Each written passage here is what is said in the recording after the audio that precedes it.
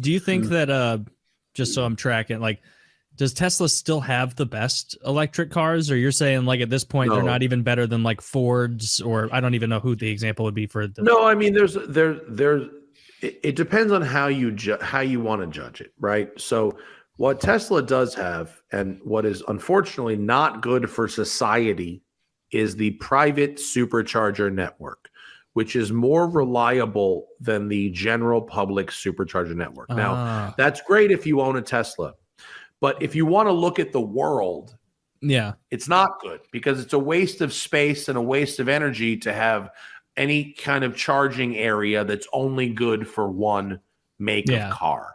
Imagine gas station. Imagine you had to take your Ford to a Ford gas station and there's a Chevy gas station right fucking there. I yeah. mean, that would be terrible, right? And that's what we're looking at with Tesla charging, right? It's Okay. great if you own a Tesla. It's reliable because the software only needs to interact with one type of car as opposed to with Yeah. every type of car. Remember when Apple CarPlay first started and it was really wonky with all the different types of cars, but they sort of figured it out eventually. That's where we're at with So Teslas would public only charging. be able to charge at Tesla stations, and everything else would have to charge at the everything else station. Well, Teslas can charge everywhere, Oh, okay. but other cars can't charge at Tesla stations right now.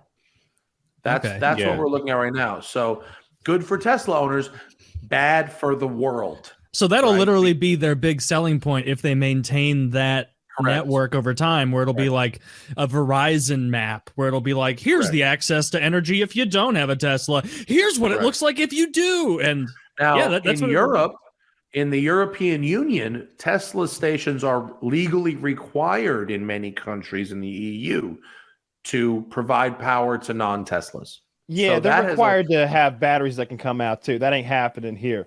So this Right. this So sounds like Tesla has a huge future if he can if he can use his control over the government's entire space program, because he's the only one sending us up there anymore, right?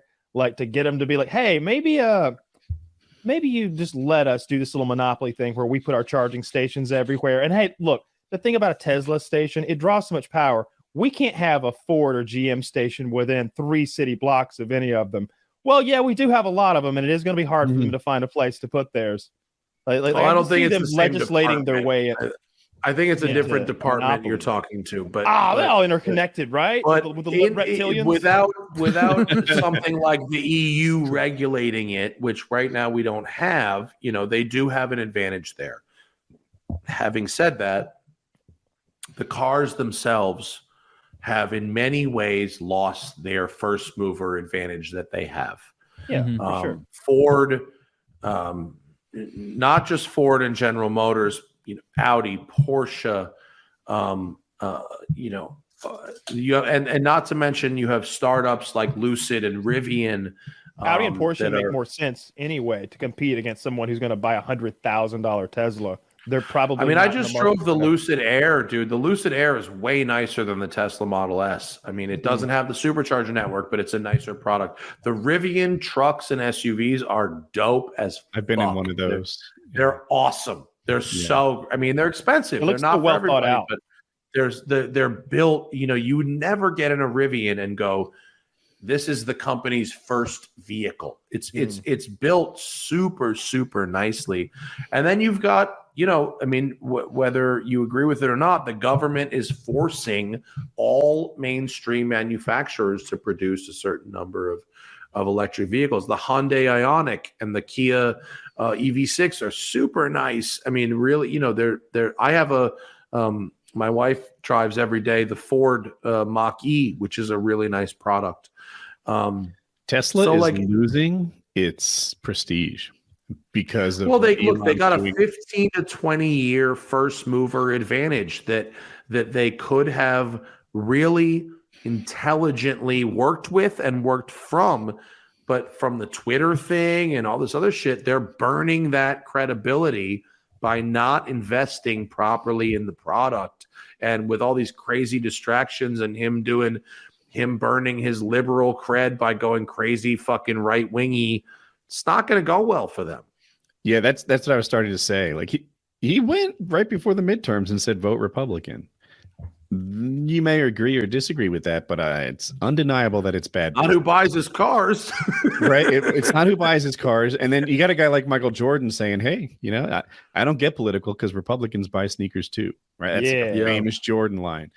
The Republicans barely bought Teslas in the first place. And now you're all in with them. Bad call. Why do you think Republicans weren't buying Teslas? I think I was looking at it as a green thing in the same way that I think Republicans don't really buy Priuses.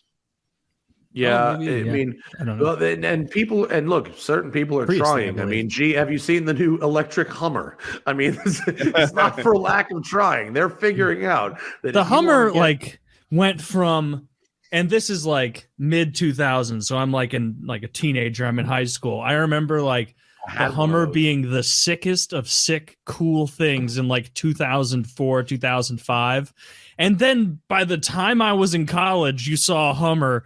And people were like, "Wow, that's gay," and it's like, "What? Kryptonite? When did we switch? Like, 3 years ago, we all said it was a cool army truck. Like, and now it's not a cool army truck. We switched like a week after Hurricane Katrina. Why? Oh yeah, because gasoline was $5 a gallon, and it never went back down again ever. Yeah, it's been crazy high since. It has. Kyle's right. There was a very drastic shift right around Hurricane Katrina, and all of a sudden, gas guzzling, giant SUVs immediately became uncool.